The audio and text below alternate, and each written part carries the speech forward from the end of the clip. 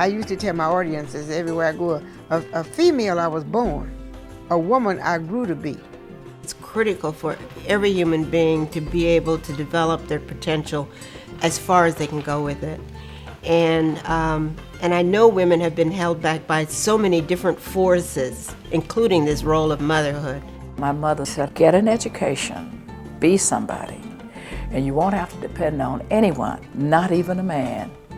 One of the things, though, that my mother always insisted that I learn how to type, take shorthand, because it was always said to me, Yvonne, you should always be prepared to have a job.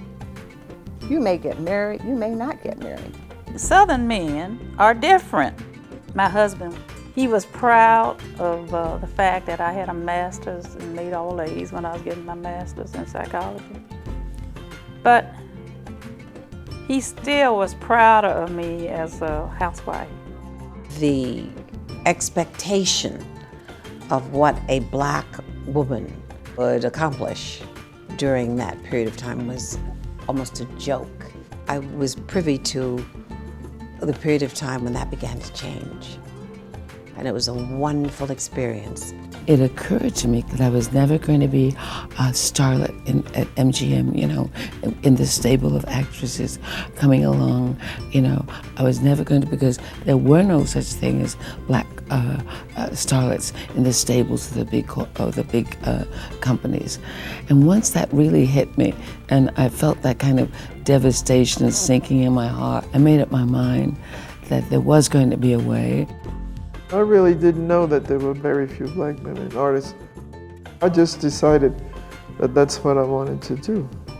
I decided that I was going to work with the problems of black women. I was going to try to make people see them as beautiful, dignified, strong people, instead of, as Ralph Ellison says, invisible. In the 60s, it was, what is this black art? Why is black art different from anybody else's? Why do you have to have any special recognition because you're black? What is there about your art that makes it different? So now with the women's movement, it was, what is this about your art as a woman that makes it different? So a lot of women were thinking about that.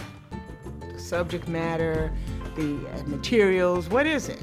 People will say you're a pretty good writer or you're a good writer. Why do you insist on the label? Woman in black. And I kept saying, first of all, it's true. Second of all, I find that a very broad, deep, wide pool to draw from. It's richer than some other label. I don't want to be an honorary white writer or an honorary male writer. I really want to take that territory, which is virgin territory, and just explore it. 1969 at a place called Pittsburgh. One of the students said, because it wasn't my idea, we need a course on us. And I was packing up my briefcase, thinking, I said, yeah, I guess we'll call it the black woman, ha, ha, ha. They said, yeah. And so I said, okay, I'll write it up, whatever. We sent it upstairs, they sent it back downstairs, said, a course on the black woman? There's never been a course on the woman. I called up and said, so what? At that point, I felt we should do this then, right? I wrote it up, gave them the bibliography. Lo and behold, they gave it to us. I'm so proud of women who are getting into everything, every field, doing well, challenging all the negative and stereotypical ideas that are being put forth about women's place. Courage is the most important of all the virtues, because without courage, you can't practice any other virtue consistently. I want history to remember me, not that I was the first black woman to be elected to the Congress, not as the first black woman to have made a bid for the presidency of the United States, but as a black woman who lived in the 20th century and who dared to be herself.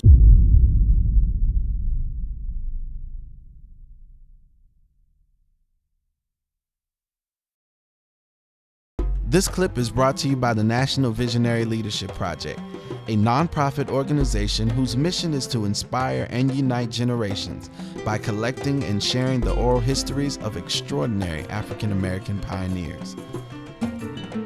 see more oral history videos, log on to www.visionaryproject.org.